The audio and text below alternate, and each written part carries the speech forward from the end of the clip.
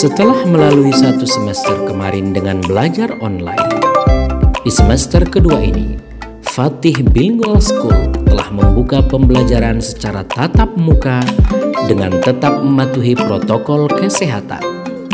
Persiapan yang dilakukan oleh Fatih Bilingual School dalam pembelajaran tatap muka ini salah satunya adalah screening pagi oleh guru-guru kepada para siswa dengan cara pengukuran suhu dengan kamera termal.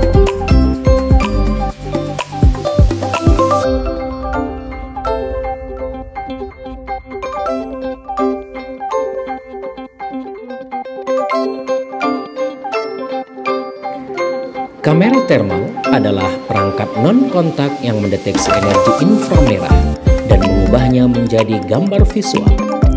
Panas yang dirasakan oleh kamera inframerah dapat diukur dengan sangat tepat, memungkinkan untuk berbagai macam aplikasi.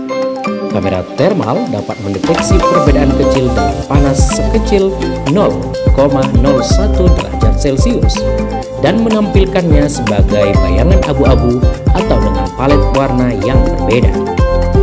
Dengan menjaga protokol kesehatan, Fatih Bilingual School siap dengan pembelajaran tatap muka.